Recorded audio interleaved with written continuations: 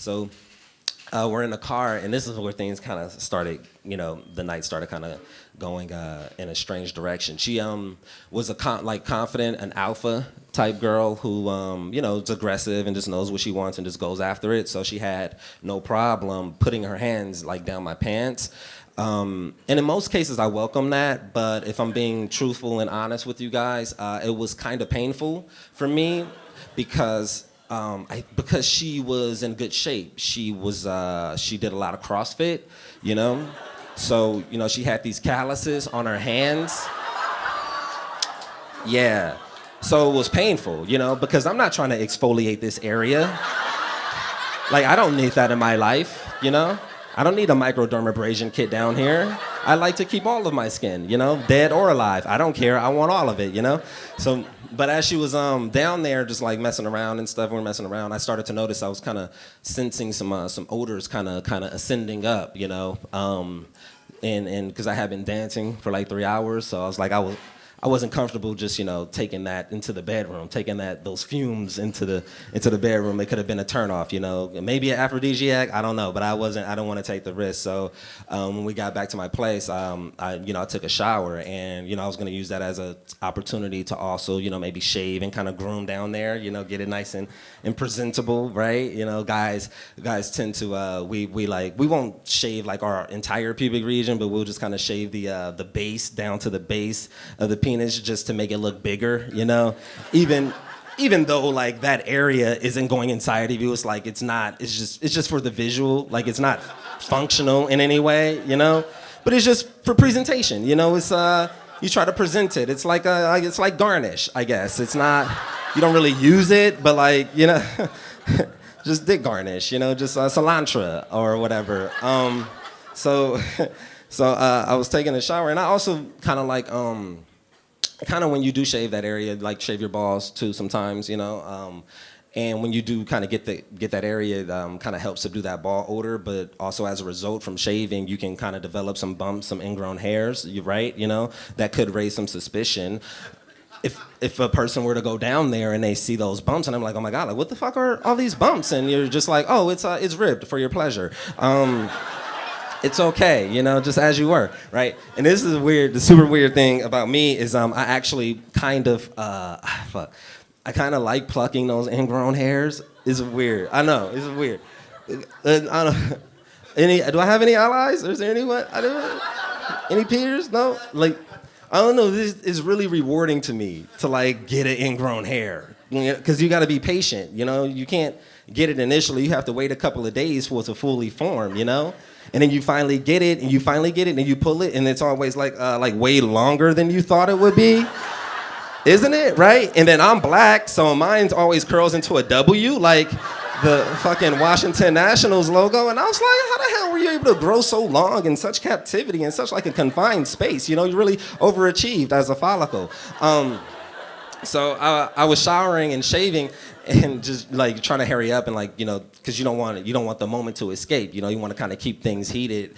But a lot of times in the bathroom you have to pee and when you're taking a shower, and that's fine. You just, you just do your business. But then there's other instances where like you gotta take a shit while you're showering, and then that can be kind of complicated. Because obviously like you get out of the shower to do that. You don't do that in the shower. I mean, I don't know what you guys do here, but where I'm from, we tend to get out of the bathroom to relieve ourselves. And so I wanted to do my business, but I was like kind of conflicted with whether or not I should flush the toilet mid-shower. Because if you hear a shower going for 5 minutes and then all of a sudden you hear a toilet flush, you're gonna think that person was just shitting the entire time.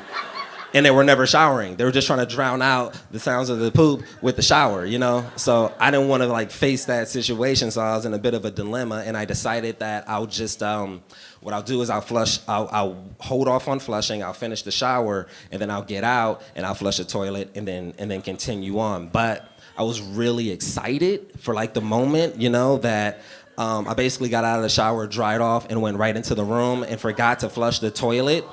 And right when I walked in, she immediately needed to use the bathroom.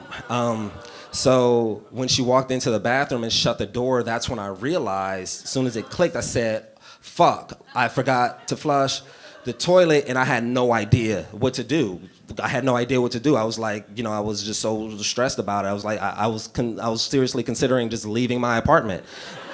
I was just gonna go, and just leave her in the bathroom and just dip, because you can't recover from that. There's no conversation you can have. But I did stay because because I'm brave. And the only reason why I stayed is honestly because you never want anyone to see your poop, but if you do, like, you want it to be a healthy poop at least, and it was healthy. It was a poop that I felt like really represented me and who I am, what I stand for, my core values, So I stayed, and to my surprise, when she left the bathroom, she didn't address it at all. We just continued kissing, and I thought that was really forgiving on her part, and she showed real signs of empathy, and I really feel like we need to exhibit that more in society. So we're hooking up and we're messing around, and we're getting ready to have sex, and we kind of sped through the foreplay portion because she had those hands, and I didn't want anything else to do with those hands,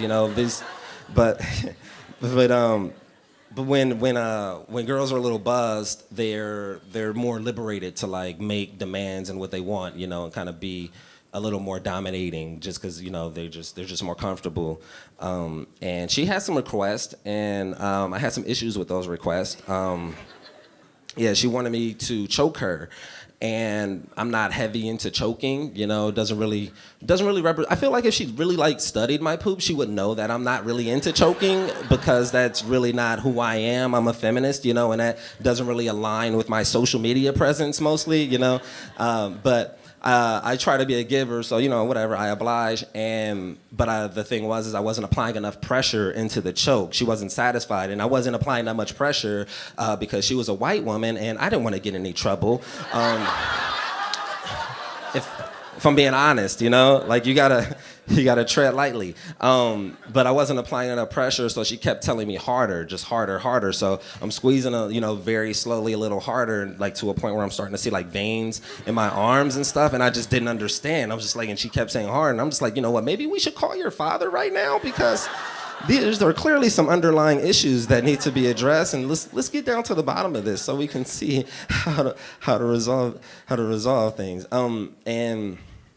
But I kept going, so I kept real hard, and then this is something I never experienced to this capacity, but she was kind of gyrating on me, and I felt kind of like some squishy, kind of going on, like it was starting some build up or whatever. But I guess when she climaxes, she lifted up and tilted her pelvis toward me, and then just squirted all of this whatever it is. No one truly knows what it is. Is it pee? Is it diluted? Is it some sort of secret sauce? We don't know. No one knows what it is. And it was weird for me, because I was like, how can a human, retain so much liquid inside of them to just project, and I don't know, whatever it is, the sweet female nectar, that's what I call it. I call it the nectar of the woman. But it was all over me, all over my chest and my face and shit. And I was legitimately concerned because I don't own a mattress protector. So I don't have the means to absorb all of this fluid, this is fucking up my mattress right now, And it was a huge distraction. This is it's now a chore. I'm thinking about, all right, now I got to do laundry. I don't have a washer and dryer in my unit. Do I have any other whites that can go with this in the load? It's just I'm thinking about all this stuff. We're having sex, and she's riding me, and I'm thinking about quarters and shit. Which can, I guess, delay, orgasm or whatever. But it was just a real distraction, man. And then the condom broke, and the condom broke, and I was kind of put things to a halt. And I think I'm not bragging or anything, whatever, but I think it broke probably because I let her put it on, and she may have scraped the latex, because she had those hands. So.